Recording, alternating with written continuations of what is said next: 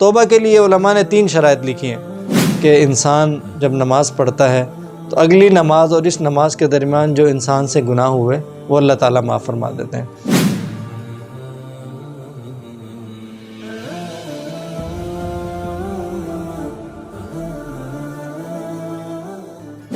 بسم اللہ الرحمن الرحیم۔ بہت ساری احادیث کے اندر یہ آتا ہے کہ مثال کے طور پر ایک حدیث ہے کہ جس نے عرفہ کا روزہ رکھا تو اللہ تعالیٰ اس کے 1 سال پچھلے اور اگلے سال کے گناہ معاف فرمائیں گے۔ اسی طرح بعض احادیث میں آتا ہے کہ انسان جب نماز پڑھتا ہے تو اگلی نماز اور اس نماز کے درمیان جو انسان سے گناہ ہوئے وہ اللہ تعالیٰ معاف فرما دیتے ہیں۔ اسی طرح عاشورہ کے روزے کے بارے میں آتا ہے، اسی طرح ایک رمضان سے دوسرے رمضان، یعنی اس طرح کے بہت سے ایک جمعے سے دوسرے جمعے تک اس طرح کی بہت ساری چیزیں اور بہت سارے فضائل احادیث میں آتے ہیں کہ اللہ تعالیٰ معاف کر دیتے ہیں۔ تو اب اس معافی کا مطلب کیا ہے؟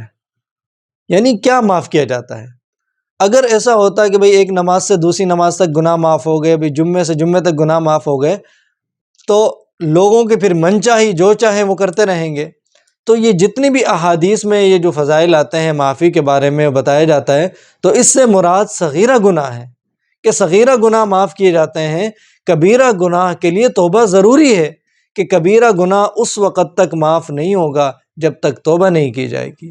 مثال کے طور پر ایک انسان لوگوں کو تکلیف پہنچاتا رہے، مال بھی ہڑپ کرتا رہے، حقوق بھی نہ ادا کرے، بس نمازیں پڑھتا رہے کہ بھئی میں نماز پڑھ لوں گا تو گناہ معاف ہو جائیں گے، ایسا نہیں ہے، بلکہ اس کو کبیرہ گناہ کے لیے معافی مانگنا پڑے گی۔ معافی مانگنے کے بعد کیا کرنا ہے؟ توبہ کے لیے علماء نے 3 شرائط لکھی ہیں کہ جب بھی انسان توبہ کرے، سب سے پہلی چیز یہ ہے کہ انسان اپنے ماضی پر نادم ہو، یعنی جس گناہ کی توبہ کر رہا ہے اس پر اس کو ندامت ہو کہ میں نے جو ماضی میں گناہ کیا اللہ میں توبہ کرتا ہوں۔ نمبر 2، توبہ کرتے وقت وہ اس گناہ میں مبتلا نہ ہو۔ نمبر 3، آئندہ کے لیے پختہ عزم ہو کہ آئندہ میں یہ گناہ نہیں کروں گا۔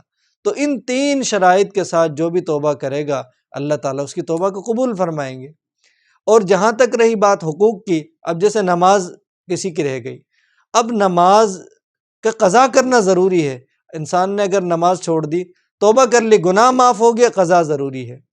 کسی کا مال ہڑپ کیا ہے، آپ نے توبہ کی، گناہ معاف ہو گیا، البتہ مال واپس کرنا ضروری ہے۔ کسی کی وراثت کھائیے، بہن کی وراثت کھائیے، تو توبہ کی، گناہ معاف، توبہ کی، گناہ معاف ہو گیا، لیکن وہ وراثت لوٹانا ضروری ہے۔ تو یہ مطلب ہے ان احادیث میں جن میں آتا ہے کہ اللہ رب العزت اس طرح گناہوں کو معاف کرتے ہیں۔